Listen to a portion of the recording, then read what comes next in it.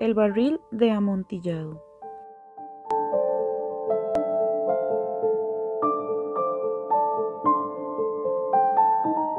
Lo mejor que pude, había soportado las 1000 injurias de Fortunato, pero cuando llegó el insulto, juré vengarme. Ustedes que conocen también la naturaleza de mi carácter, no llegarán a suponer, no obstante, que pronunciara la menor palabra con respecto a mi propósito. A la larga, yo sería vengado. Este era ya un punto establecido definitivamente, pero la misma decisión con la que había resuelto excluía toda idea de peligro por mi parte. No solamente tenía que castigar, sino castigar impunemente. Una injuria queda sin reparar cuando su justo castigo perjudica al vengador. Igualmente, queda sin reparación cuando ésta deja de dar a entender a quien le ha agraviado que es él quien se venga. Es preciso entender que ni de palabra ni de obra di a Fortunato motivo para que sospechara de mi buena voluntad hacia él. Continué, como de costumbre, sonriendo en su presencia, y él no podía advertir que mi sonrisa, entonces, tenía como origen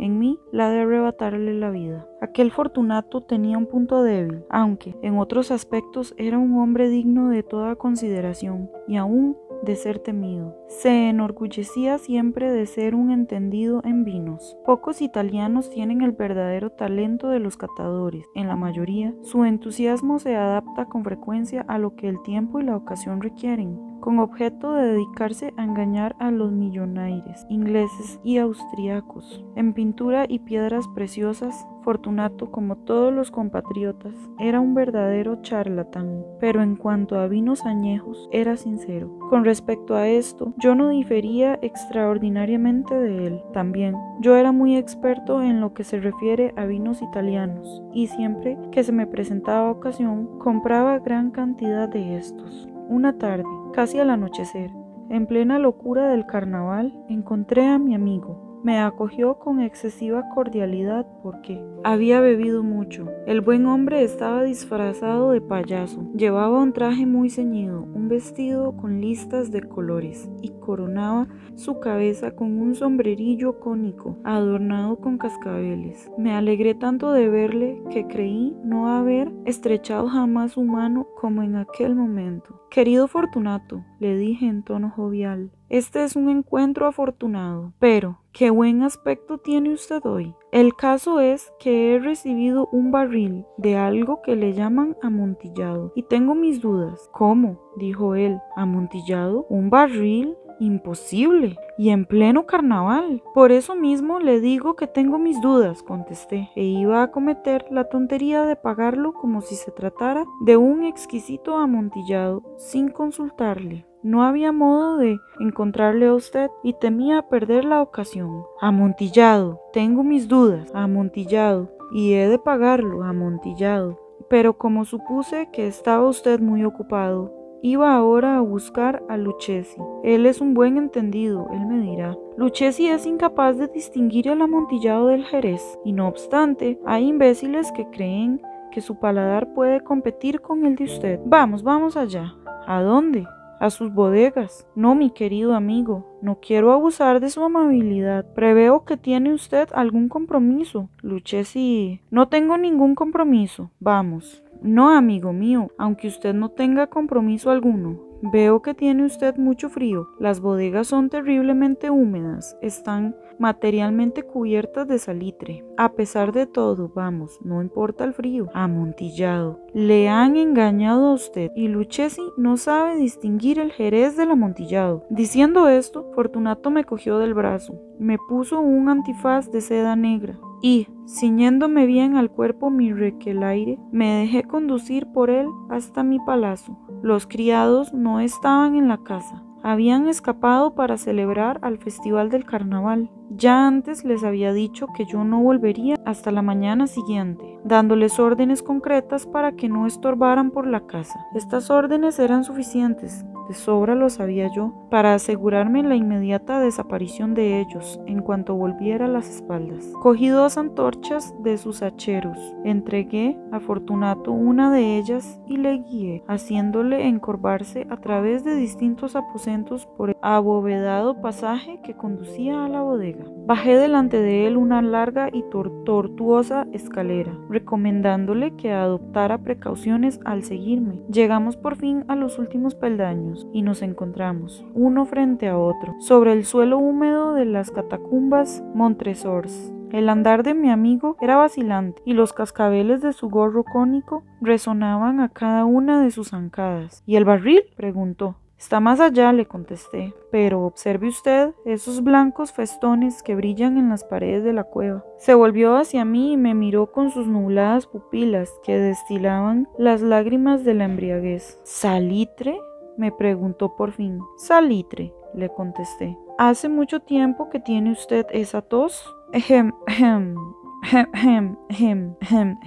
A mi pobre amigo le fue imposible contestar hasta pasados unos minutos. No es nada, dijo por último. Venga, le dije enérgicamente, volvámonos. Su salud es preciosa, amigo mío. Es usted rico, respetado, admirado, querido. ¿Es usted feliz, como yo lo he sido en otro tiempo? No debe usted malograrse. Por lo que a mí respecta, es distinto. Volvámonos. Podría usted enfermarse y no quiero cargar esa responsabilidad. Además, cerca de aquí vive Lucchesi. Basta, me dijo. Esta tos carece de importancia. No me matará. No me moriré de tos. Verdad, le contesté. Realmente no era mi intención alarmarle sin motivo, pero debe tomar precauciones. Un trago de este meloc lo defenderá de la humedad. Y diciendo esto, rompí el cuello de una botella que se hallaba en una larga fila de otras análogas, tumbadas en el húmedo suelo. Beba, le dije, ofreciéndole el vino. Llevóse la botella a los labios, mirándome de soslayo. Hizo una pausa y me saludó con familiaridad. Los cascabeles sonaron. Bebo, dijo, a la salud de los enterrados que descansaban en torno nuestro. Y yo, por la larga vida de usted. De nuevo me cogió de mi brazo y continuamos nuestro camino. Esas cuevas, me dijo, son muy vastas. Los Montresors, le contesté, era una grande y numerosa familia. He olvidado cuáles eran sus armas. Un gran pie de oro en campo de azur. El pie aplasta una serpiente rampante, cuyos dientes se clavan en el talón. Muy bien, dijo. Brillaba el vino en sus ojos y reteñían los cascabeles. También se caldeó mi fantasía a causa del Medoc. Por entre las murallas formadas por montones de esqueletos, mezclados con barriles y toneles, llegamos a los más profundos recintos de las catacumbas. Me detuve de nuevo. Esta vez me atreví a coger a Fortunato de un brazo, más arriba del codo. El salitre, le dije. Vea usted cómo va aumentando, como si fuera musgo, cuelga de las bóvedas. Ahora estamos bajo el lecho del río. Las gotas de humedad se filtran por entre los huesos. Venga usted, volvamos, antes que sea muy tarde. Esa tos no es nada, dijo, continuemos.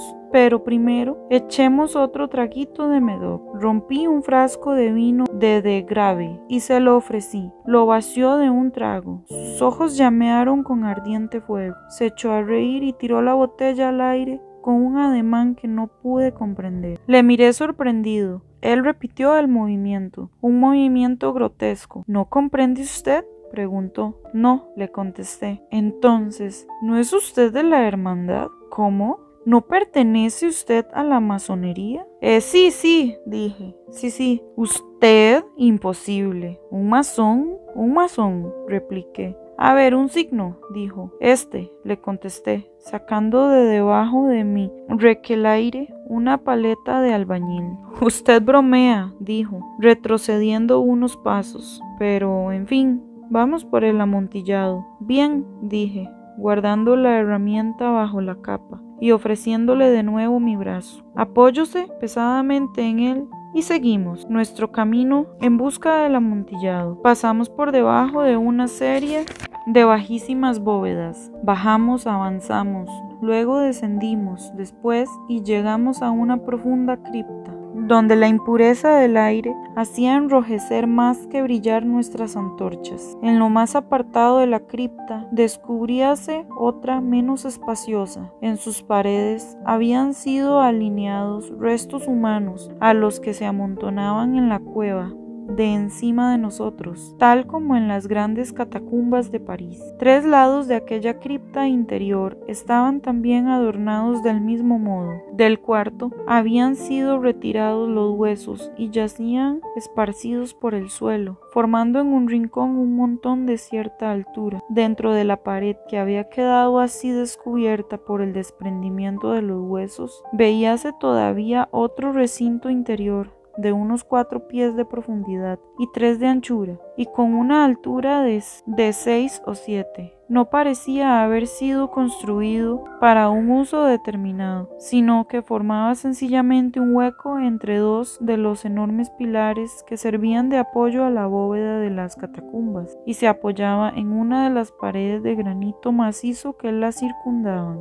En vano, Fortunato, levantando su antorcha casi consumida, trataba de penetrar la profundidad de aquel recinto. La débil luz nos impedía distinguir el fondo. «Adelántese», le dije, «allí está el amontillado. Si aquí estuviera Lucchesi». «Es un ignorante», interrumpió mi amigo, avanzando con inseguro paso y seguido inmediatamente por mí. En un momento llegó al fondo del nicho y, al hallar interrumpido su paso por la roca, se detuvo atónico y perplejo. Un momento después había yo conseguido encadenarlo al granito. Había en su superficie 2 argollas de hierro, separadas horizontalmente una de otra por unos 2 pies. Rodear su cintura con los eslabones para sujetarlo fue cuestión de pocos segundos. Estaba demasiado aturdido para ofrecerme resistencia. Saqué la llave y retrocedí, saliendo del recinto. «Pase usted la mano por la pared», le dije, «y no podrá menos que sentir el salitre. Está, en efecto, muy húmeda. Permítame que le ruegue que regrese». «¿No? Entonces no me queda más remedio que abandonarlo. Pero debo antes presentarle algunos cuidados que están en mi mano». «El amontillado», exclamó mi amigo, que no había salido aún de su asombro. «Cierto», repliqué, «el amontillado». Y diciendo estas palabras, me ataré en aquel montón de huesos a que antes he aludido. Apartándolos a un lado, no tardé en dejar al descubierto cierta cantidad de piedra de construcción y mortero. Con estos materiales y la ayuda de mi paleta, empecé activamente a tapar la entrada del nicho. Apenas había colocado al primer trozo de mi obra de albañilería, cuando me di cuenta de que la embriaguez de Fortunato se había disipado en gran parte. El primer indicio que tuve de ello fue un gemido apagado que salió de la profundidad del recinto. No era ya el grito de un hombre embriagado. Se produjo luego un largo y obstinado silencio. Encima de la primera hilada coloqué la segunda, la tercera y la cuarta, y oí entonces las furiosas sacudidas de la cadena. El ruido se prolongó unos minutos, durante los cuales, para deleitarme con él, interrumpí mi tarea y me senté en cuclillas sobre los huesos. Cuando se apaciguó por fin aquel rechinamiento, cogí de nuevo la paleta y acabé, sin interrupción, la quinta, sexta y séptima hiladas. La pared se hallaba entonces a la altura de mi pecho. De nuevo me detuve y, levantando la antorcha por encima de la obra que había ejecutado, dirigí la luz sobre la figura que se hallaba en el interior. Una serie de fuertes y agudos gritos salió de repente de la garganta del hombre encadenado, como si quisiera rechazarme con violencia hacia atrás. Durante un momento vacilé y me estremecí. Saqué mi espada y empecé a tirar estocadas por el interior del nicho, pero un momento de reflexión bastó para tranquilizarme. Puse la mano sobre la maciza pared de piedra y respiré satisfecho. Volví a acercarme a la pared y contesté entonces a los gritos de quien clamaba. Los repetí, los acompañé y los vencí en extensión y fuerza. Así lo hice, y el que gritaba acabó por callarse. Ya era medianoche y llegaba a su término mi trabajo. Había dado fin a las octava, novena y décima hiladas. Había terminado casi la totalidad de la oncena y quedaba tan solo una piedra que colocar y revocar. Tenía que luchar con su peso, solo parcialmente se colocaba en la posición necesaria, pero entonces salió del nicho una risa ahogada que me puso los pelos de punta. Se emitía con una voz tan triste que con dificultad la identifiqué con la del noble Fortunato. La voz decía: ja ja ja ja, jejeje, buena broma, amigo, buena broma, lo que nos reiremos luego en el palacio, jejeje, a propósito de nuestro vino, jejeje, el amontillado, dije, jejeje, sí, el amontillado, pero ¿no se nos hace tarde? ¿No estarán esperándonos en el palacio Lady Fortunato y los demás? Vayámonos. Sí, dije, vámonos ya. Por el amor de Dios, Montresor. Sí, dije, por el amor de Dios. En vano me esforcé en obtener respuesta a aquellas palabras. Me impacienté y llamé en alta voz. Fortunato, no hubo respuesta y volví a llamar. Fortunato, tampoco me contestaron. Introduje una antorcha por el orificio que quedaba y la dejé caer en el interior. Me contestó solo un cascabeleo. Sentía una presión en el corazón, sin duda, causada por la humedad de las catacumbas. Me apresuré a terminar mi trabajo con muchos esfuerzos, coloqué en su sitio la última piedra y la cubrí con argamasa. Volví a levantar la antigua muralla de huesos contra la nueva pared. Durante medio siglo, nadie los ha tocado. In paz requiescat.